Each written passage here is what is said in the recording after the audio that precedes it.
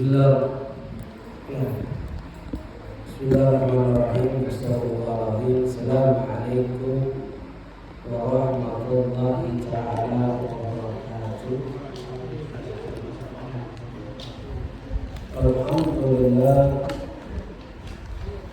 Alhamdulillahilladzi wa'ala alaina fa'alu musyrafil islam wa ma'rifati sahihi wa ma'amalati qasdiha fi ta'liqiha wa وجعلنا ما لم نعلم ذلك وعمل به حكم السلام وجعلنا ما شرع خلق وعصر وعزيزا أشهد أن لا إله إلا الله وحده لا شريك له الإسلام وأشهد أن سيدنا محمدا عبده ورسوله المبعوث رحمة للأنام صلى الله وسلم عليه وعلى آله وصحبه وسلم.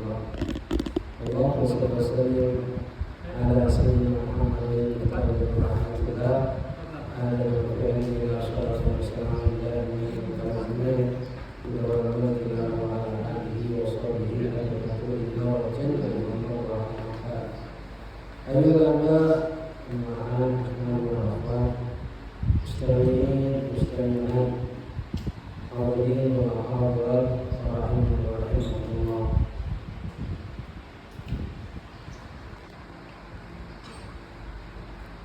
Alhamdulillah walhamdulillah. Bersyukur syukur kehadirat Allah Subhanahu wa taala atas berbagai macam limpahan rahmat nikmat yang Allah berikan kepada kita, terutama umat Islam, umat beriman, umat Nabi Muhammad SAW, memberi hidayah, taufik, wasifah.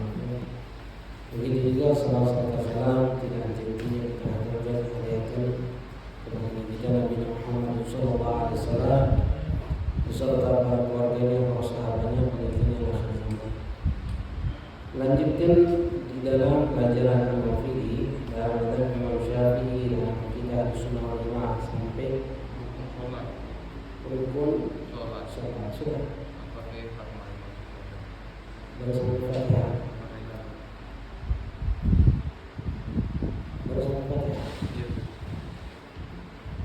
Melanjutkan tentang masalah rukun sholat, perkara-perkara yang diwajibkan di dalam sholat. Perkara yang diwajibkan dalam sholat itu ada 17. Jadi dalam sholat itu ada yang wajib, ada yang sunnah. Yang wajib dinamakan rukun. Kalau yang wajib dinamakan rukun. Yang sunnah itu terbagi nanti. Ada sunnah arba'at, ada sunnah ahad, nanti itu dibahas. Sedangkan yang rukun dewek dibagi menjadi 4. Ada rukun ucapan, ada rukun perbuatan, ada rukun hati, ada rukun maknawi. Rukun ucapan yang diwajibkan itu ada berapa? Ucapan yang diwajibkan dalam salat ada berapa? Ada 5. Yang pertama takbiratul ihram, Fatihah, tasyahudul akhir, salawat dan tasyahudul akhir, salam. 5 ini rukun ucapan yang diwajibkan dalam sholat.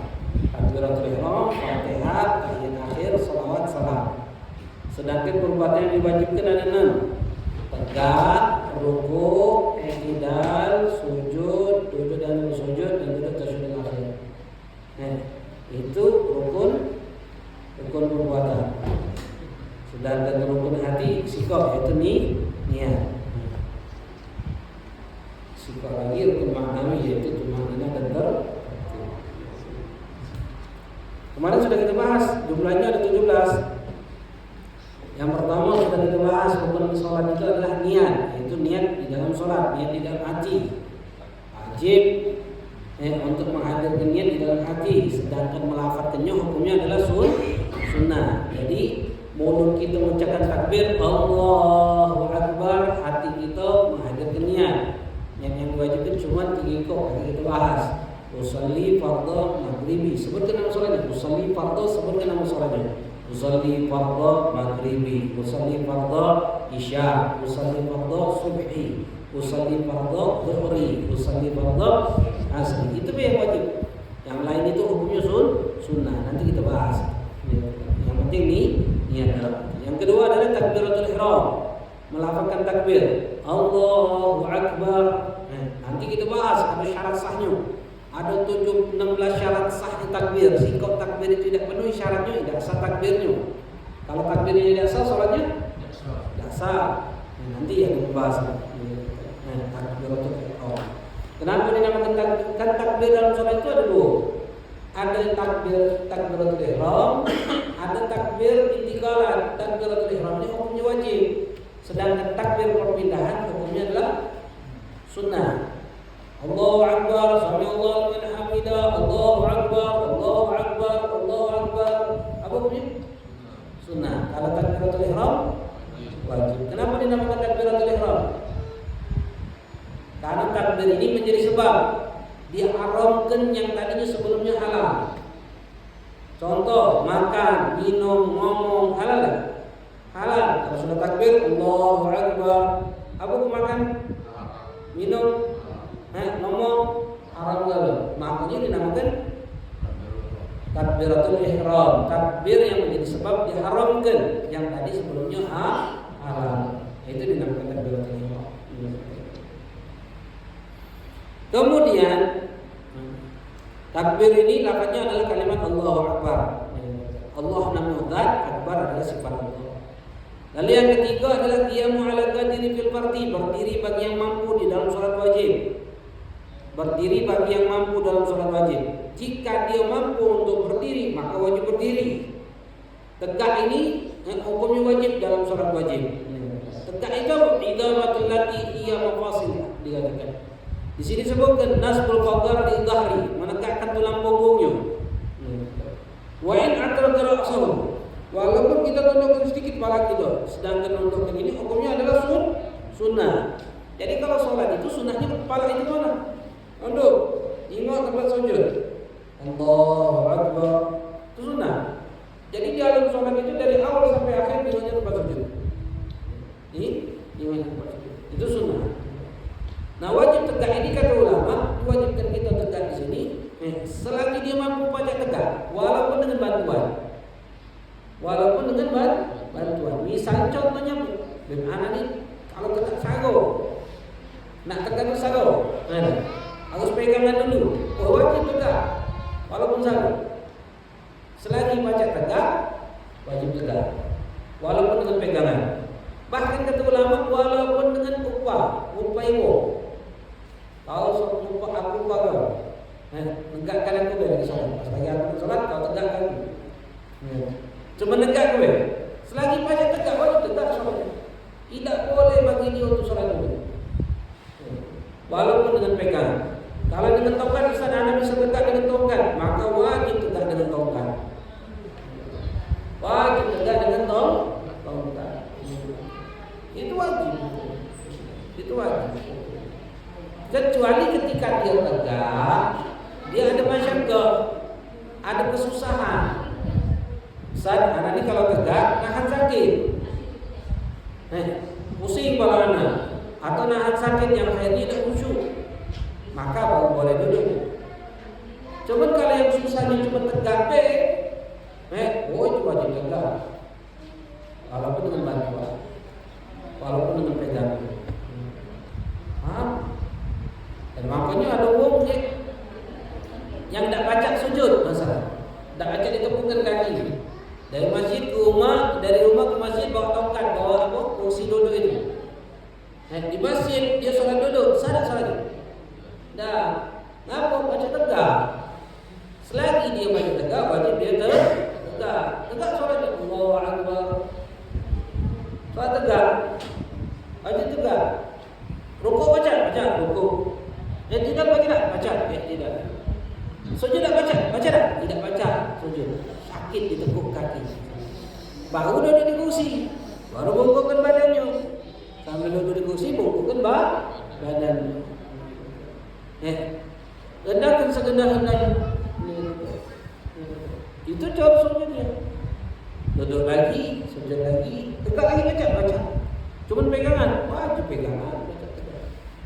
Kalau dengan tokat, baca tegak dengan tokat, wajib tegak dengan tokat.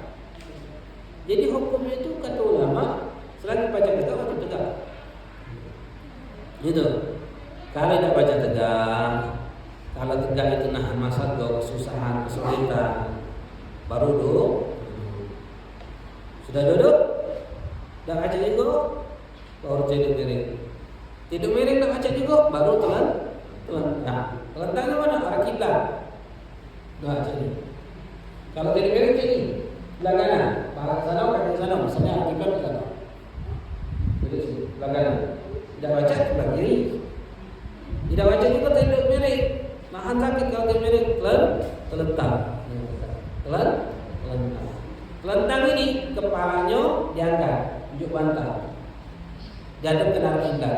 Kalau baca, tidak baca juga diangkat kepalanya sakit misalnya, taruh bantal macam ahmas tuh kakinya, lekukan kaki ahmas. Itu ada ahmas, lekukan kaki. Ada kakinya Nabi dah kata. Nabi itu kakinya polos deh. Itu kakinya Rasulullah SAW. Polos. Itu kakinya Rasulullah SAW. Polos. Kalau kaki kita kan ada lekukan.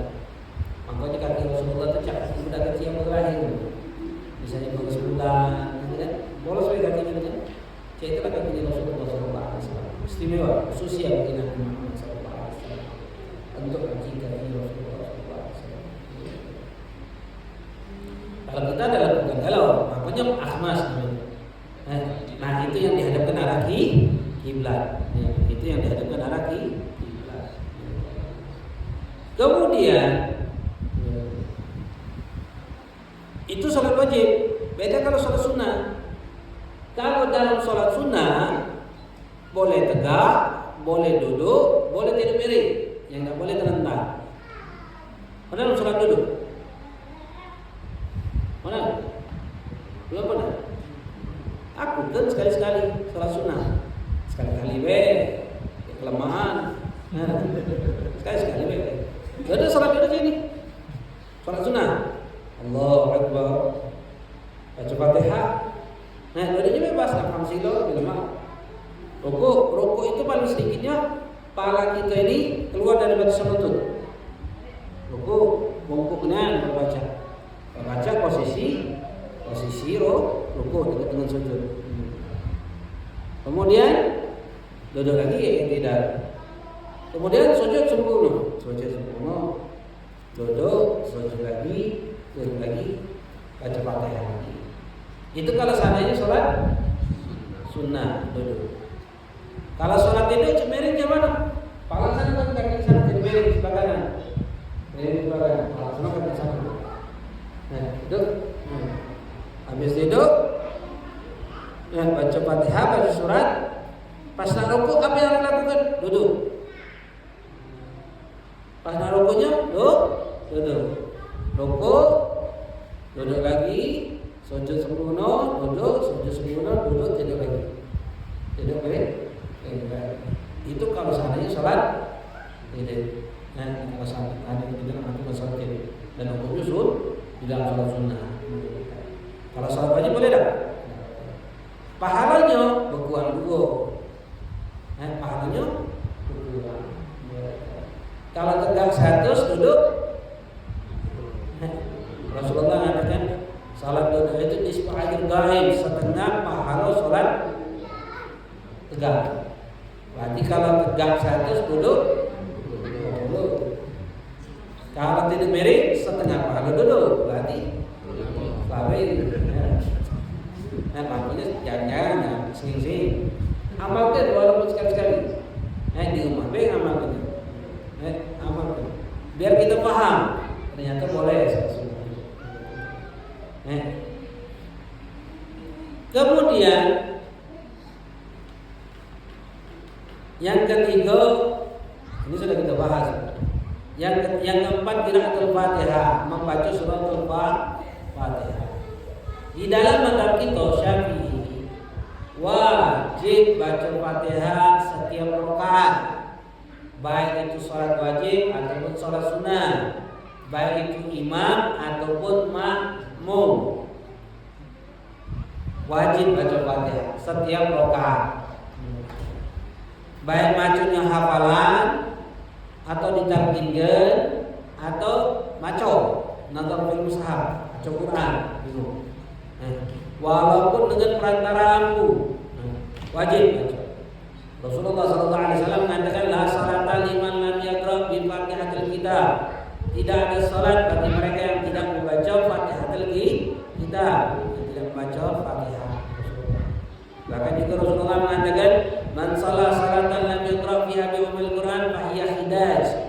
Sampai 3 kali Rasulullah mengatakan, barang siapa yang salat kemudian dia tidak membaca ummul Quran yaitu surat Al-Fatihah, fa hiya hidaj, maka salatnya tidak sempurna.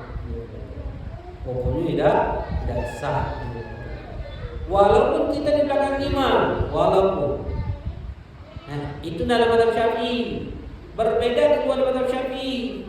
Di luar mazhab Syafi'i, ada berpendapat jika sholatnya sholat yang dijaharkan, maka makmum dapat membaca Fatihah, diembe. Kalau sholatnya sholat yang disirkan seperti zuhur, asar, makmumnya baca Fatihah. Itu pendapat. Ada lagi pendapat Imam Abu Hanifah. Imam Abu Hanifah dikatakan apa? Tidak wajib lagi.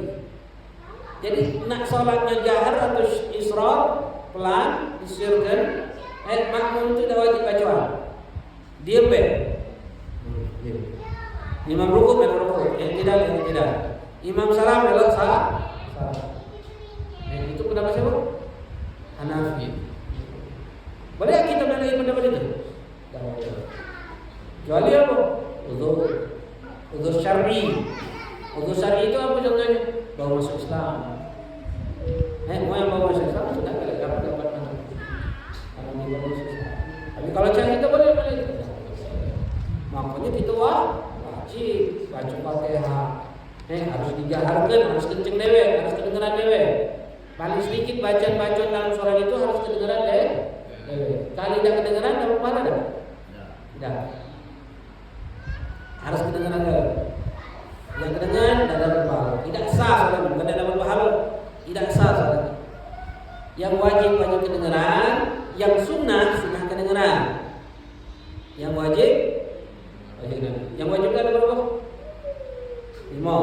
Takbiratul ihram, Fatihah, tahiyat akhir, salawat, salam. Kalau yang sunnah seperti apa? Baca surah, baca tasbih, ruku', sujud, baca doa i'tidal, tasyahud awal. Berapa banyak kita sering minum ngerti kebaikan salat dipelantinya pas tasyahud akhir dalam hati dia baca. Sadar? Tidak. Kalau bacaan sunnah harus kedengaran lewat baru dapat pahala. Kalau tidak dapat, tidak dilafalkannya dapat pahala tak? Tidak dapat pahala. Makanya hati-hati.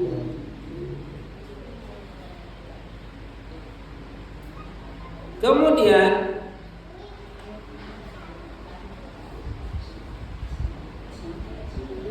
kecuali sikap kondisi kita makmum tidak wajib membaca suratul Fatihah. Sikap kondisi. Kapan kita tidak wajib baca Fatihah? Kalau kita masbuk kata ulama. Masbuk itu apa? Masbuk di dalam Fatihah. Siapa? Makmum yang tidak sempat membaca suratul Fatihah. Dimulai dari kapan? Dari takbirnya makmum sampai rukunya imam, tidak ada jeda untuk baca Fatihah. Misal, takbir Allahu Akbar, Bismillahirrahmanirrahim. Imam rukuk, Allahu Akbar. Kan tidak ada jeda dari takbir makmum sampai rukuk imam, tidak ada jeda untuk baca Fatihah. Maka kita jangan masbuk. Pada saat itu tidak wajib baca Fatihah. Apa yang harus kita lakukan? Rukuk langsung. Tinggalkan Fatihah. Kalau tidak rukuk, kita teruskan Fatihahnya. Tidak rukuk itu, teruskan Fatihahnya. Setelah selesai Fatihah, imam tegak, tidak sami Allahu liman hamidah, kemudian kita rukuk, batal salat. Kenapa batal?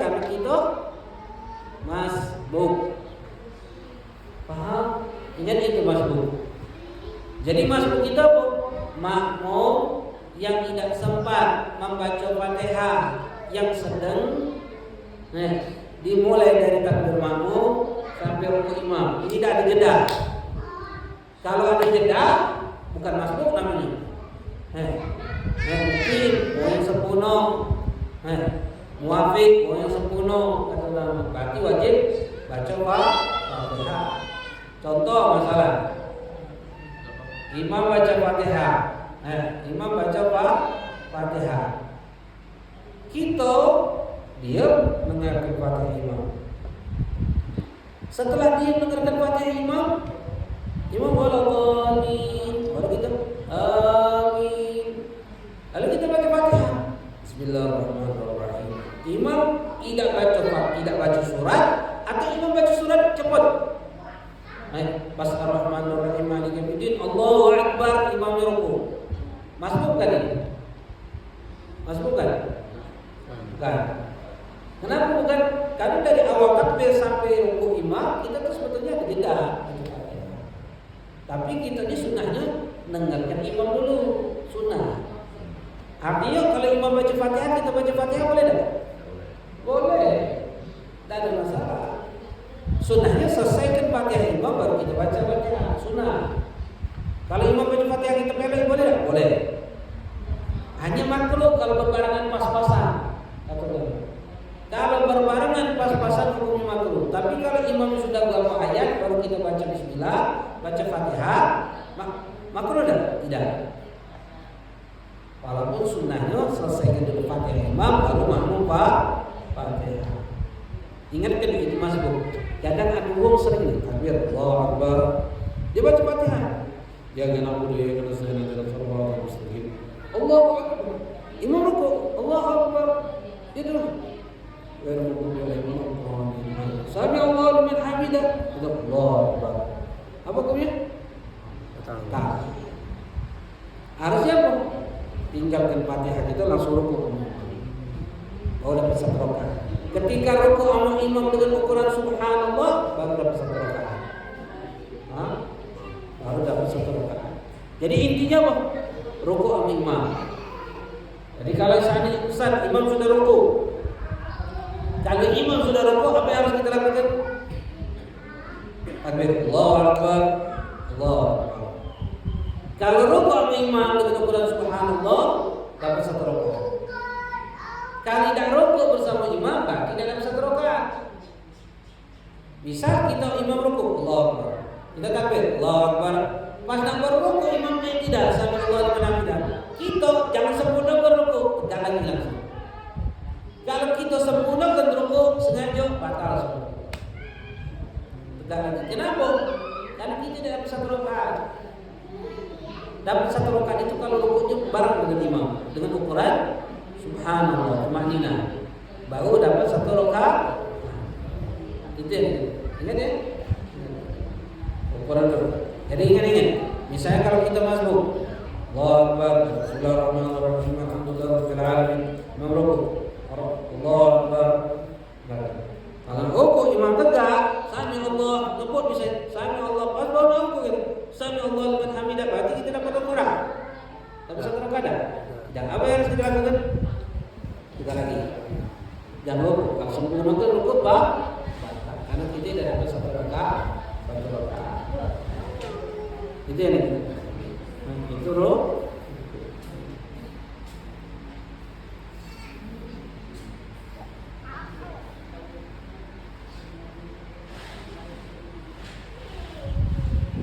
Itu yang keempat, itu yang terakhir yang kita bahas.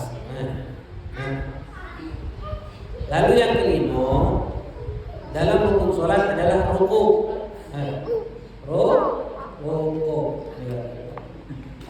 Rukuk tersebut dikatakan apa rukuk itu? Kata ulama, rukuk itu anyan haniya ghadrusul rahatil muqtadin hilqa rukbatihi yaqina.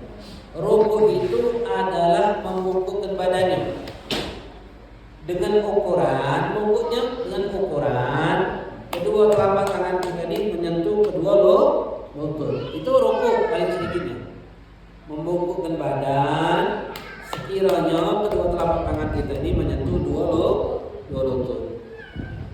Itu rukuk. Meletakkan dua telapak tangan di rukuk ini, di dua lutut ini apa hukumnya? Sunnah, tidak wajib. Yang wajib itu cuma rukuk. Meletakkan tangan ini di posisi dua lutut, hukumnya adalah sunnah, tidak wajib. Jadi nak ini boleh? Boleh. Luruskan ini boleh? Boleh. Tapi sunnahnya meletakkan dua tangan ini dulu. Makanya kata ulama, ketika rukuk ini yang paling afdalnya adalah tasbihatul lahdi wa unuqi wa ra'si. Sejajarkan tulang punggungnya, lehernya, pundaknya dan kepalanya sejajar. Biar itu yang tasyur kalau wahid. Sekira-kiranya apa? Sekira-kiranya seperti papan siko. Sejajar.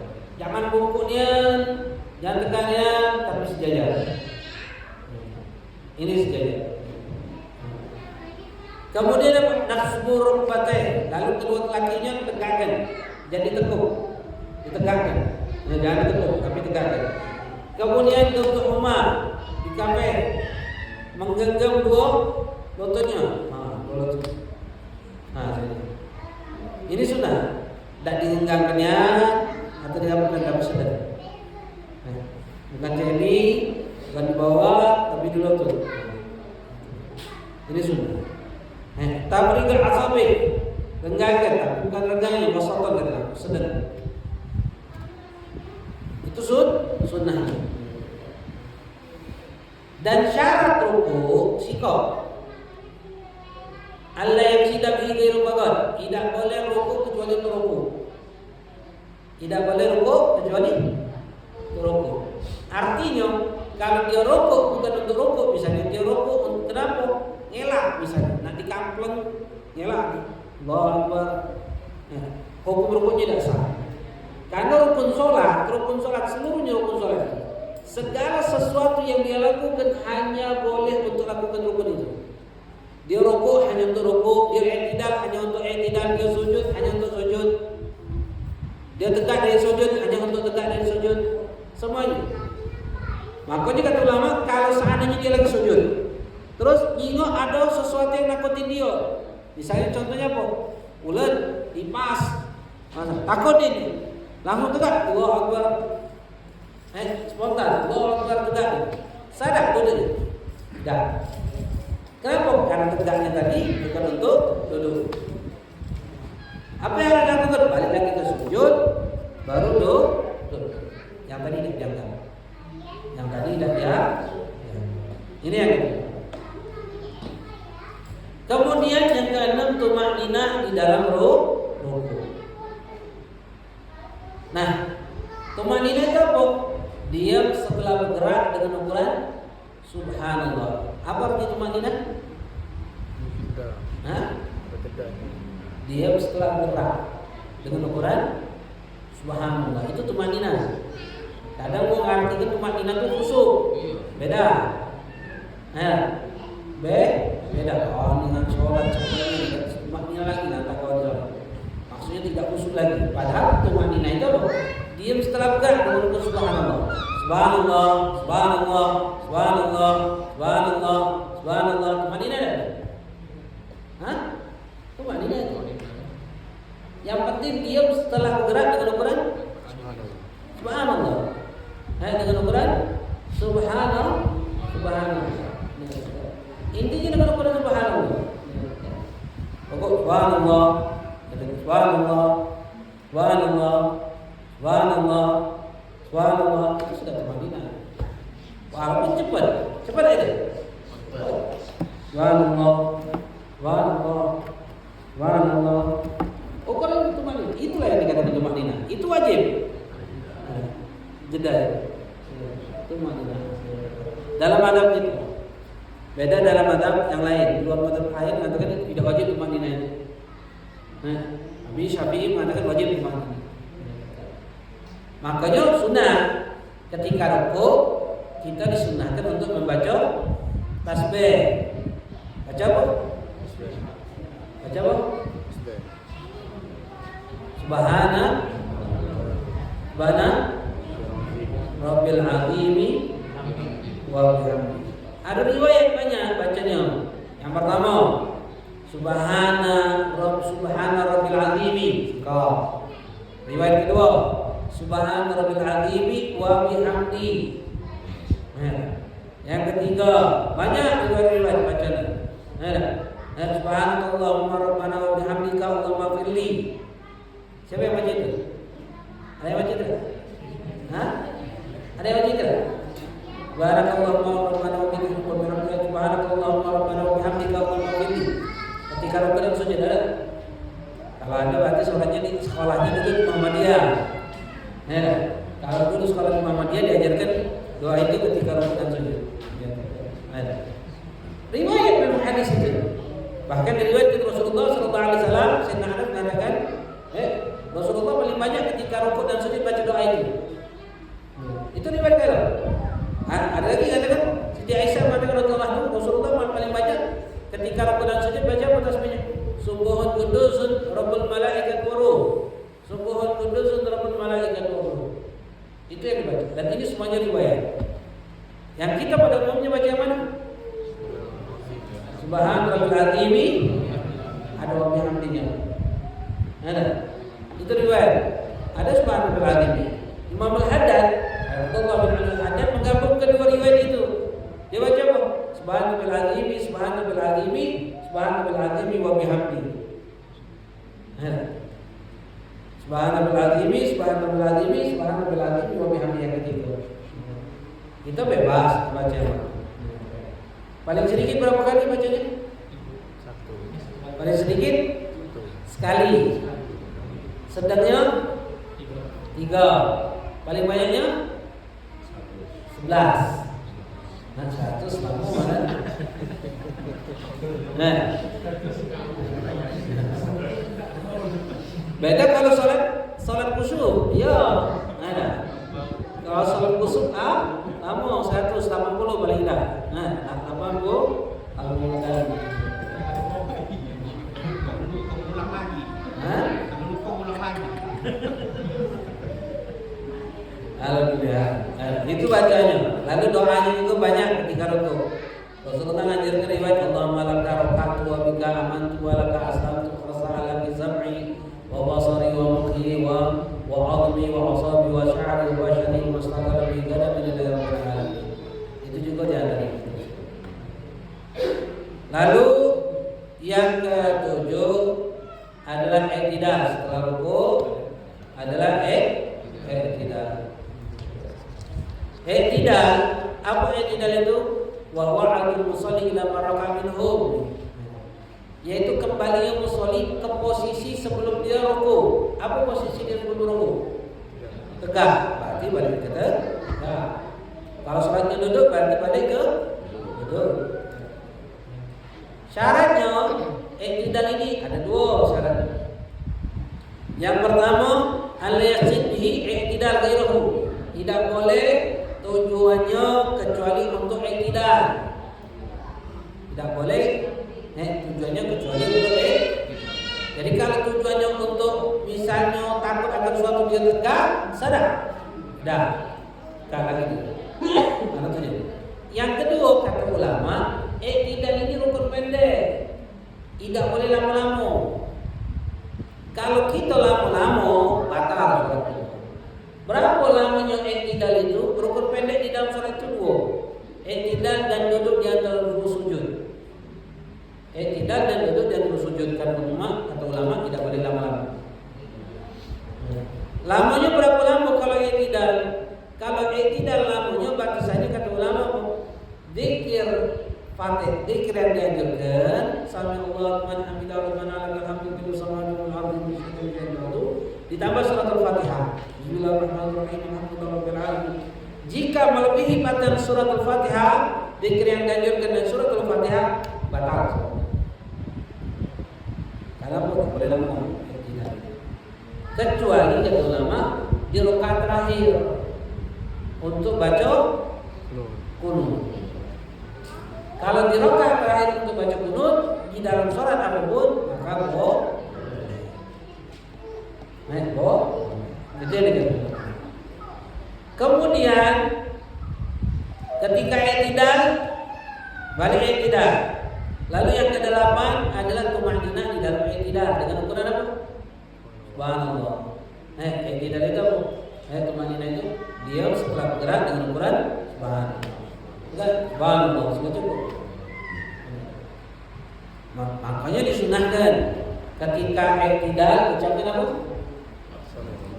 Tasbih, sami Allahu liman hamidah. Apa artinya? Allah Maha mendengar orang yang memujinya. Anda apa? Nah, harus paham itu artinya. Hah? Ya, ada memang paham. Sami Allahu liman hamidah. Sami Allah, Allah Maha mendengar liman hamidah bagi yang memujinya. Kita puji tak? Puji apa jangan? Kita puji tak? Hah? Rabbana lakal hamdu. Rabbana ya Tuhan kami, lakal hamdu untukmu pujian. Mil'us samawati, pujian yang menyeluruh seluruh langit-langit. Wa mil'ul ardi, menyeluruh seluruh muka bumi. Wa mil'u ma syi'ta min syai'in ba'du, menyeluruh selain langit dan bumi yang telah kau ciptakan. Pujian kepada siapa? Sama Allah. Itu pujian. Rabbana lakal hamdu. Ada lagi Rabbana, ada yang menambahkan waw, ada yang tidak. Rabbana lakal hamdu, ada lagi yang dengan Rabbana walakal hamdu. Mil'us samawati wa mil'ul ardi wa mil'u ma syi'ta min syai'in ba'du. Itu pujian Allah. Bahkan disunahkan nambahkan lagi apa? 4 kalimat. Hamdan katsiran thayyiban mubarakan fihi. Rabbana lakal hamdu, untukmu ya Allah pujian. Rabbana lakal hamdu, hamdan pujian, katsiran yang banyak, thayyiban penuh kebaikan, mubarakan fihi yang penuh keberkahan di dalam pujian tersebut. Mil'us samawati yang menyeluruh seluruh langit-langit, wa mil'ul ardi menyeluruh seluruh muka bumi, wa mil'u ma syi'ta min syai'in ba'du, menyeluruh selain langit dan bumi yang telah kau ciptakan. Pujian untuk Allah. Makanya kalau kita puji Allah itu luar biasa. Allah mendengar pujian itu. Artinya Allah akan mengijabah daripada pujian. Kita yang memuji. Dulu awal kali, pertama kali kalimat sami Allah liman hamidah terkati. Setiap perpindahan itu yang diucapkan adalah kalimat takbir. Allahu Akbar. Ruku Allahu Akbar, i'tidal Allahu Akbar, sujud Allahu Akbar, kaki Allah. Sampai suatu saat Sayyidina Abu Bakar dan juga ada Sayyidina Ali itu terlambat gara-gara ada orang Yahudi itu lagi berjalan di depannya. Karena daripada akhlak tidak selayaknya kita mendahului orang tua. Jalan tidak layak itu. Kurang aja. Adabnya kok kita di belakang. Walaupun orang Yahudi. Sampai orangnya berbalik, beliau nak ke masjid. Sampai di mau berbalik, lalu masuk masjid. Ketika masjid, Rasulullah ternyata berada posisi rokok ditahan oleh malaikat Jibril. Nunggu Sayyidina Abu Bakar. Sayyidina Abu Bakar ketika dengan itu nyingok dari rokok, berarti dapat 1 rakaat. Masuk rokok. Allah. Ucapkan alhamdulillah kabeh Allah. Alhamdulillah. Masih dalam keadaan sholat. Langsung sami Allahu liman hamidah kata Jibril. Allah Maha mendengar orang yang memujinya. Maka pada saat itu Rasulullah ketika ucapkan apa?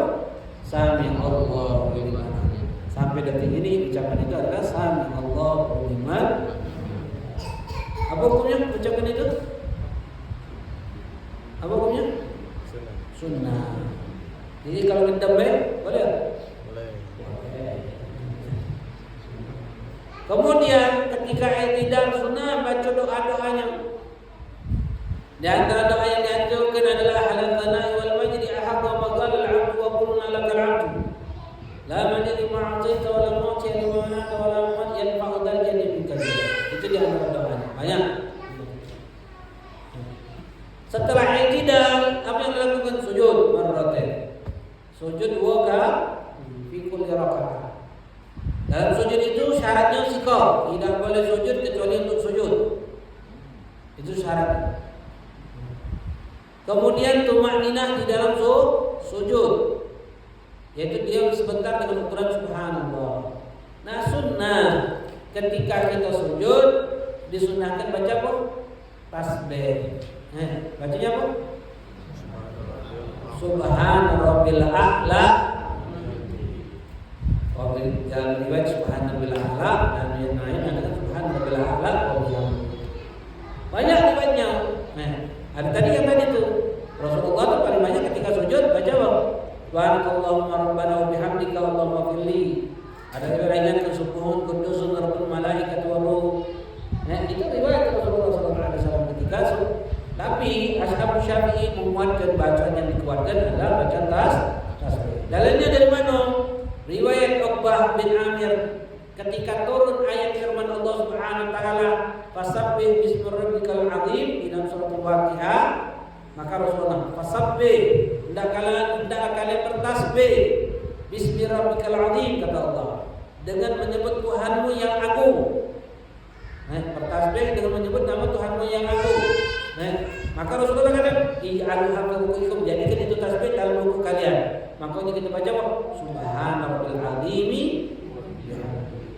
Pas turun ayat Quran, "Sabbi isma rabbikal a'la", bertasbihlah kalian dengan menyebut Tuhanmu a'la. Maka Rasulullah katakan, jadikan itu di dalam sujud kalian tasbih itu. Makanya kita baca Subhana rabbil a'la. Paling sedikitnya berapa kali? Sekali. Sedangnya 3. Paling banyaknya 11. Sama cara rukuk. Sedikitnya 1 kali, sedangnya 3, paling banyaknya 11. Lalu ketika sujud ini sunnah banyak-banyak baca doa. Di antara doa yang dianjurkan, Allahumma laka sajadtu wa bika amantu wa laka aslamtu sajada wajhi lilladzi khalaqa wa sawwara wa sadda sam'a wa basara tabarakallahu ahsanul khaliqin. Itu di antaranya sunnah ketika sujud. Banyak Rasulullah itu banyak riwayat Rasulullah banyak doa ketika sujud. Dalam riwayat lain Rasulullah ketika sujud baca Allahumma ghfirli dzambi kullahu dika wajula wa awal wa akhirah wa alani wa syarah. Allah mendosaku seluruhnya, yang kecil ataupun yang besar, dari awal sampai akhir, yang terang-terangan atau yang sembunyi-sembunyi. Itu doa. Bahkan juga Rasulullah mengatakan dalam sujudnya riwayat Siti Aisyah, ketika Rasulullah tidur dengan Siti Aisyah di rumah Siti Aisyah, Siti Aisyah itu bingung Rasulullah dekati, gelap, yang pegang. Ternyata Rasulullah lagi sholat. Ternyata Rasulullah sholat pas lagi sujud. Didengar oleh Siti Aisyah. Apa kata Rasulullah? Allahumma inni a'udzu biridhaka min sakhatik wa bi ma'afatika min uqubatik wa a'udzu bika minka la uhsi thana'an 'alaika anta kama asnaita 'ala nafsi. Ya Allah, aku berlindung. Berlindung daripada ridhamu. Berlindung dengan ridhamu daripada kemurkaan Kau. Berlindung daripada afiatmu, keselamatan daripada siksaan Kau. Dan aku berlindung kepada Engkau yang tidak terhitung pujian terhadap Engkau, yang hanya Engkau sendiri yang bisa memuji zatmu sendiri. Itu pujian Nabi kepada ketika di dalam sujud. Makanya Rasulullah katakan ketika sujud itu, aqrabul ma yakunu 'abdu min rabbih wa huwa sajidun fa'ksiru du'a fa qaminun yustajab lahu. Rasulullah mengatakan apa? Riwayat Muslim, Nasai, Abu Daud, Musnad Imam Ahmad. Rasulullah mengatakan, aqrabul ma yakunu 'abdu min rabbih, adanya paling dekatnya seorang hamba Allah dengan Tuhannya yaitu ketika dia sujud. Maka perbanyaklah kalian berdoa ketika sujud tersebut. Faqaminun ayustajalakum, maka akan lebih kuat doa kalian akan dijawab oleh Allah. Makanya juga ada tulisan di jalanan, kehebatan sujud kalau berbisik di bumi terdengar sampai ke langit. Makanya pas sujud itu kita paling dekatnya diri kita dengan Allah. Makanya pas sujud itu doa, minta sama Allah. Doa, wabil khusus doa apa?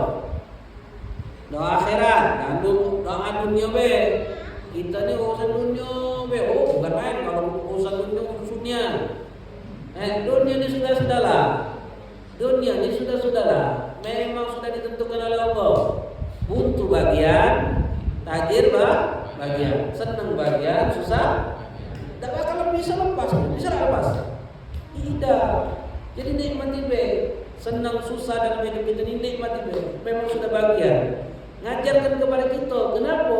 Ingatkan kepada kita, hidup tidak mungkin lempeng, tidak mungkin. Kenapa pas? Turun lagi, naik lagi. Pasti. Kenapa? Ngajarkan kepada kita ni hidup di dunia, bukan di akhirat. Pasti ada kesenangan, pasti ada. Karena segala sesuatu itu tidak ada yang abadi. Makanya nasihatnya apa? Ini pasti akan berlalu. Duduk kita pasti akan berlalu. Perkenalan kita pasti akan berlalu. Majelis kita ini pasti akan berlalu. Tidak selama-lamanya. Anak kita, istri, suami, segala macam pasti akan berlalu. Tidak selama-lamanya. Kebahagiaan. Makanya dunia ini kata Allah, laibun wa lahun. Hanya sudah gurau permainan saja sudah. Main. Cak budak kecil kita ni. Budak kecil itu kalau lagi main, suruh makan, suruh mandi galak ada. Asik dia mainan ni. Cak itulah kita. Suruh balik galak. Tambah suruh mati galak. Masih nak lemah. Karena main terus. Laibun wa lahun. Sedangkan ingat, balik ni lebih baik lagi dalam akhirat. Bagi siapa? Bagi yang berakal. Bagi yang berzikir. Makanya Nabi itu menganjurkan untuk banyak-banyak ingat mati. Ingat akan akhirat. Kalau ingat mati, kata Nabi dah, pokoknya banyak ingat mati. Yang panjang jadi pendek, yang sedikit jadi apa yang panjang jadi pendek? Angan-angan. Angan-angan pengen ini. Ingat mati lah sudah. Pendek jadi pendek tak? Yang sedikit jadi banyak. Tahu kita amal. Kenapa? Akan mati, bejo. Banyak. Makanya penting. Makanya ketika sujud yang kita pentingkan apa? Urusan akhirat. Itu yang kita tidak tahu itu. Minta ampun. Makanya Sayyidina Ali itu mengatakan apa? Aku heran tengok orang ini. Dia itu akan binasa. Tapi dengan diri dia juga ada penyelamat. Aku heran ini manusia. Dia pasti akan celaka. Tapi di sisi dia juga ada sesuatu yang bisa menyelamatkan dia. Dan dia tidak gunakan. Ditanya, apa wahai Ali? Yang bisa menyelamatkan itu? Istighfar. Apa nama? Tobat. Kamu? Kita ni banyak maksiat. Pasti ada tak? Ada yang menyelamatkan kita. Ada yang menyelamatkan kita. Apa? Tobat, istighfar. Gunakan tak? Gunakan tak? Lalai, masih beda kendak itu. Kita minta apa lagi dah kita istighfar. Berapa kali kita istighfar? Istighfar lagi? Tak apa dah. Tak minta ampun kita. Tidak minta ampun kita. Itu kalau ada kita minta ampun. Padahal ada kesempatan untuk bisa mengampuni. Makanya ketika sujud itu yang harus kita perbaiki. Minta ampun. Kenapa? Kenapa? Kalau amal sering ada sampai ini. Yang namanya amal belum tentu diterima oleh Allah. Amal kita sudah pasti diterima. Belum tentu diterima oleh Allah. Jadi jangan kesok dengan amal yang kita lakukan. Sedangkan maksiat pasti diadab. Jangan anggap remeh dengan yang pastilah berarti yang harus kita usahakan cak mana jangan diadab. Makanya manusia itu celaka di sisi dia juga ada yang bisa menyelamatkan dia dari celaka tersebut. Apa itu? Istighfar. minta ampun Allah. Mumpung kita diberikan kesempatan hidup, karena hidup itu kesempatan. Nikmat hidup itu nikmat kesempatan. Kesempatan untuk apa? Taubat. Kita tidak akan jadi orang baik, benar ya? Kita tidak akan jadi orang baik dengan memperbanyak amal, tidak. Kita akan jadi orang baik dengan cara kalau kita tidak akan dosa. Jadi kita tidak akan jadi orang baik dengan banyak sholatnya, banyak puasa, banyak zikir, banyak ini. Sedangkan maksiat, kita tidak berusaha untuk menghindar. Kita akan menjadi orang yang dekat sama Allah, mugharrabin kata ulama.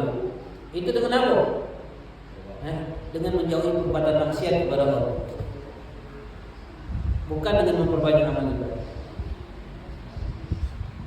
Mana yang lebih susah? Menghindar dari maksiat atau beramal? Menghindar dari maksiat itu enggak. Salah. Masih nak maksiat itu lagi. Makanya maupun kesempatan masih diberikan kehidupan oleh Allah, semaksimal mungkin untuk bertobat kepada Allah. Minta ampun dari segala sesuatunya. Yang punya godok puasa, godolan, masuk Syaban, yang sudah masuk Syaban, di Syaban Allah, Ramadan, bil khusus ibu-ibu. Godok puasa banyak. Kadang ibu-ibu tuh godok puasa banyak, karena godok-godoknya bakal lagi bakal datang Ramadan, kena denda lagi. Dosa lagi ini. Dosanya biar setiap hari dosa sampai selesai godoknya. Kenapa? Karena dosa puasa itu wajib, itu cara taubatnya. Godok sholat, namanya godok sholatnya, namanya tinggalkan sholat, godoklah sholatnya. Hak-hak wong yang didolimi. Mumpung bulan Syaban kan, bulan Nabi kita Nabi Muhammad sallallahu alaihi wasallam. Ingat kan minggu depan kan kita bahas bulan Syaban, itu Syaban. Ingat kan? Minggu depan. Nisfu Syaban itu malam Jumat insyaallah. Bulan minggu depan. Hari ini malam Jumat. Nisfu Syaban itu malam Jumat. Bukan malam Jumat ini, malam Jumat sekali. Itu yang jadi sujud banyak-banyak doa, minta ampun. Dan disunahkan ketika sujud membuka matanya. Jangan menjam. Wallahu a'lam. Nanti kita lanjutkan lagi. Ada yang bahas?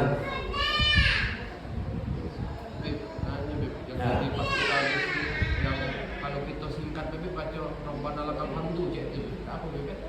Tidak baca lagi apa-apa.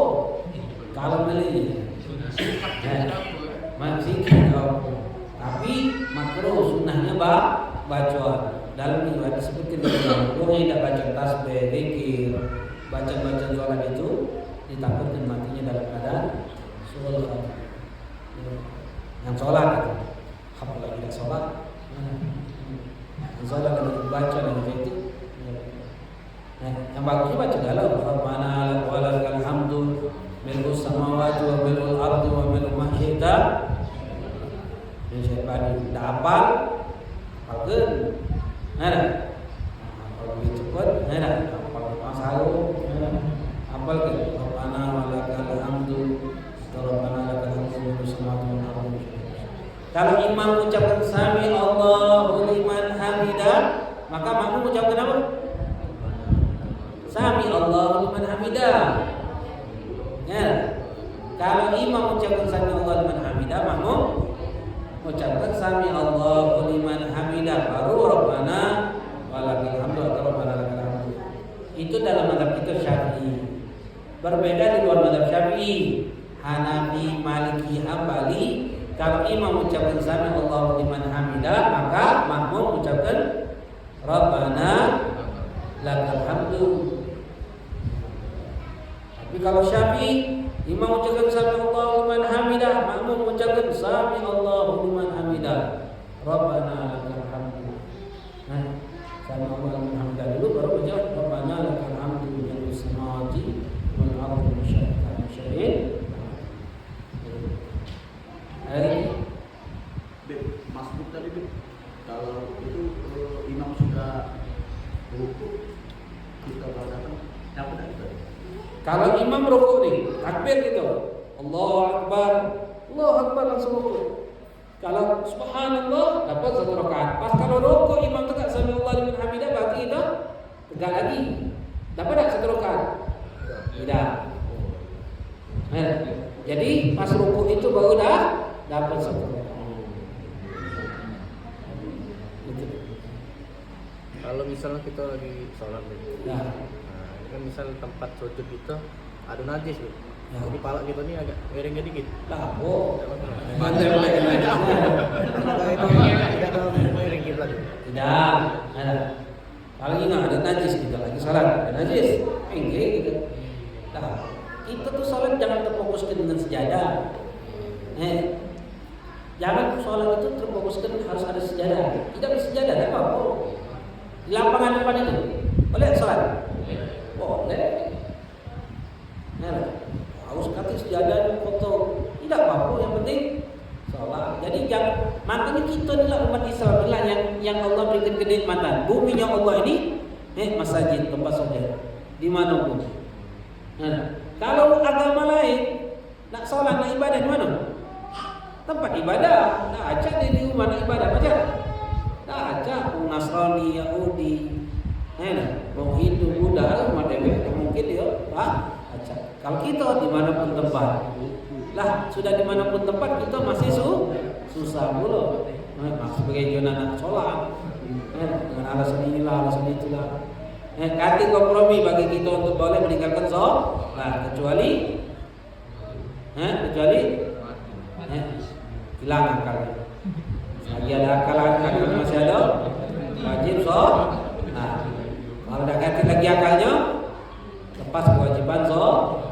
Dispensasi. Dispensasi. Ya, tak apa. Galak. Nah juga dia kan kita pada sudut kan. Ya. Itu tidak perlu nambah syaratnya kan. Nah, ini penting. Pas sujud tadi kan kita diajarin banyak-banyak doa. Ya, memang diajarin banyak-banyak doa. Nah, doa ini macam mana? Boleh tak pakai bahasa Indonesia?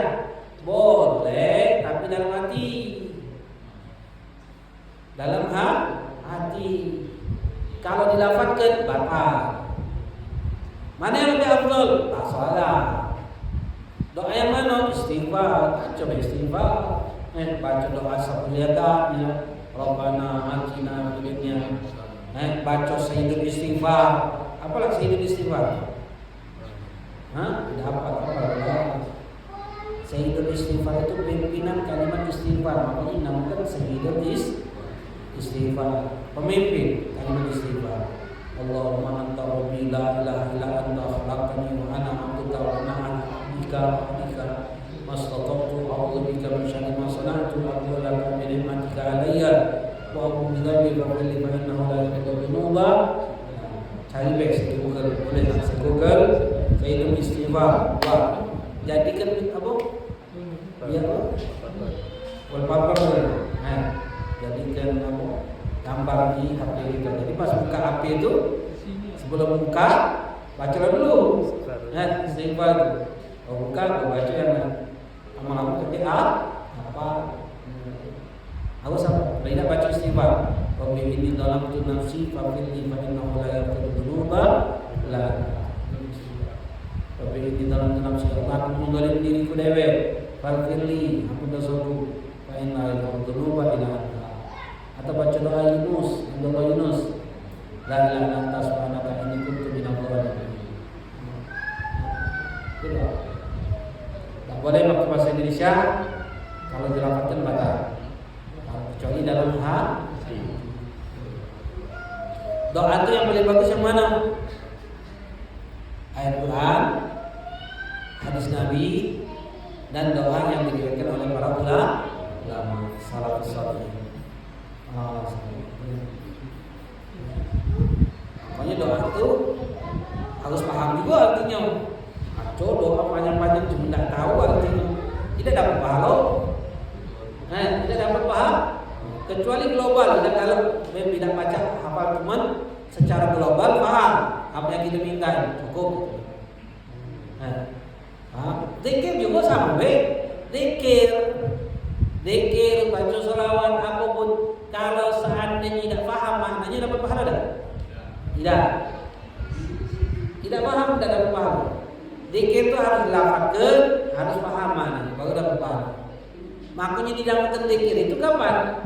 Kalau memahami, kalau kita dianggap ibadah, penghambaan kita kepada Allah, menyebut misalnya subhanallah, itu dijadikan ibadah. Kapan? Kalau kita paham maknanya, menghamba kepada Allah, mengagungkan Allah, subhanallah, maksudnya Allah. Nah, kalau tidak paham, tidak dapat pahala. La ilaha illa anta subhanaka inni kuntu minadh dhalimin. Harus paham. Nah, kecuali Quran kata ulama. Kecuali Quran. Baca Quran walaupun tidak paham dapat pahala. Kalau paham lebih besar lagi pahala. Kalau zikir, salawat dan lain harus paham maknanya. Tidak paham tidak dapat paham. Makanya pahamilah doa-doa yang biasa kita baca zikir habis salat misalnya. La ilaha illallah wa la syarika lah, lahul mulku wa lahul hamdu wa huwa ala kulli syai'in wa huwa ala kulli syai'in qadir. Apa itu? La ilaha illallah. Apa itu? Wahdahu la syarika lah. Wahdahu yang esa, la syarika lah, tidak ada sekutu baginya. La ilaha illallah wa la syarika lah, lahul mulku wa lahul hamdu. Untuknya pujian, untuknya kekuasaan. Yuhyi yang maha menghidupkan dan mematikan. Wa huwa ala kulli syai'in qadir, dan segala sesuatu ada di genggaman Allah. Apa apa? Wa Allah apa artinya? Alhamdulillah. La haula wa la quwwata illa billah. La haula wa la quwwata illa billah. Tiada daya dan upaya. Kecuali dengan Iya. Iya. Ada lagi? Ada apa? Baca salawat. Kalau salawat itu apa artinya? Allahumma salli ala sayyidina Muhammad. Apa artinya? Allahumma salli ala sayyidina Muhammad. Ya Allah, timpakanlah salawat kepada Nabi Muhammad. Ya, Allahumma ya Allah. Kalau kita dengar Allahumma ya Allah, timpakanlah salawat kepada Nabi Muhammad. Gitu. Ada ini? Tapi ayat. Waalaikumsalam.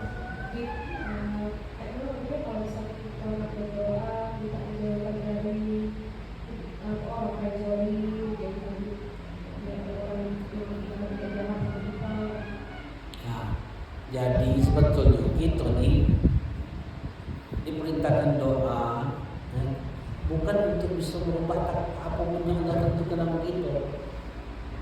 Kita itu akan menjadi hubungan lebih dekat sama Allah dengan apa? Dengan kesusahan.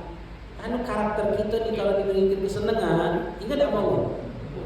Lupa, itulah. Jangan orang dapat duit, ya Allah langsung ingat nama bagi.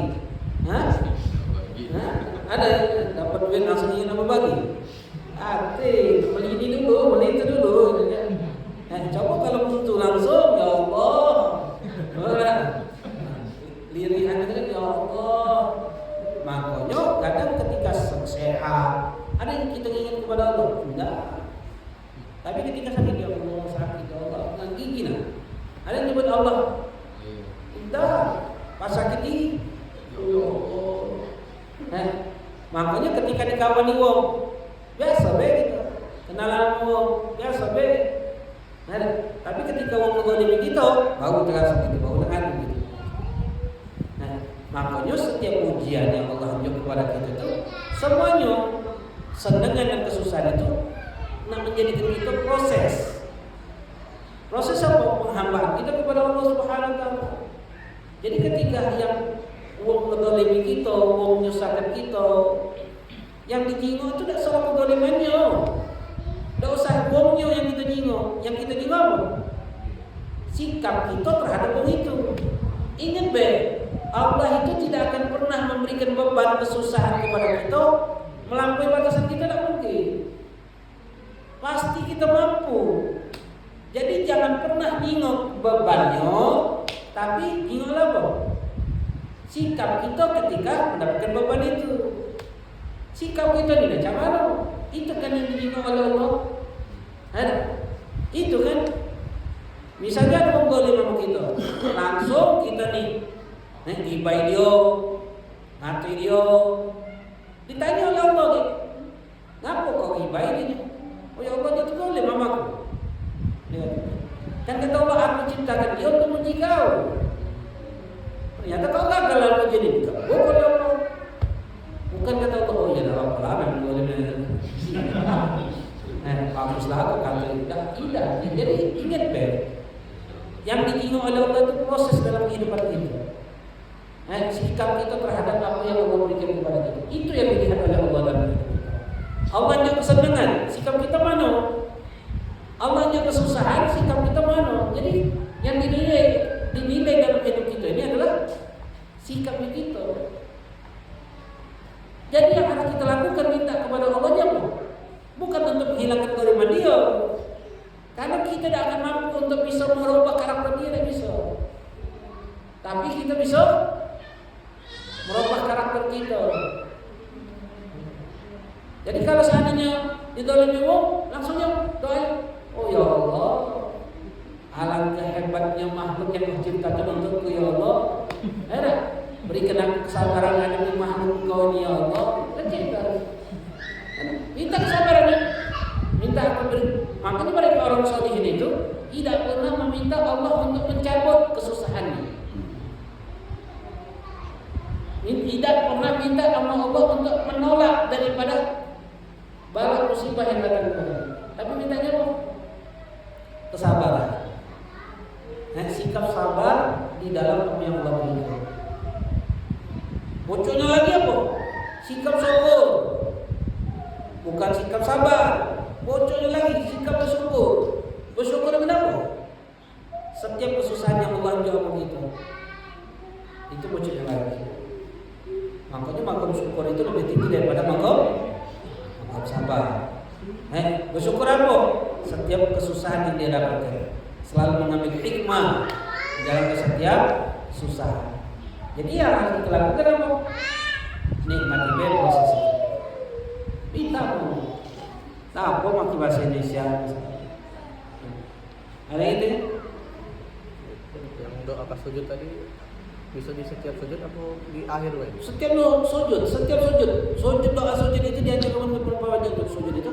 Setiap sujud. Sujud rakaat pertama, kedua, sujud itu. Doa diajarkan. Bukan harus terakhir. Kecuali siapa? Imam. Kalau imam yang sholatnya di masjid, di musola, makmum silih berganti, tidak disunnahkan untuk menambah doa ketika sujud. Dia hanya boleh tasbih 3 kali, lebih dari itu tidak boleh, makruh hukumnya. Kecuali sebelum sholat dia ngomong makmum, oh ya tadi nak sujud itu memperpanjang sujud baru. Kalau makmumnya itu galau, baru bisa boleh baca doa. Kecuali makmum yang makmumnya buat itulah. Misalnya kita sholat di rumah, mau ini tidak apa, kita lama-lama. Paham? Ada yang tanya? Wallahu a'lam. Bismillahirrahmanirrahim. Alhamdulillahirabbil alamin. Allahumma shalli wa sallim ala sayyidina Muhammadin wa alihi washabbihi ajma'in. Allahumma arzuqna fahmi nabiyina Allahumma salli ala Muhammad wa muqarrabin. Allahumma 'allimna bi'ilmi zina bi'ilmi wa akrimna bittaqwa jamila bil 'afiyah ya arhamar rahimin. Wa sallallahu ta'ala ala sayyidina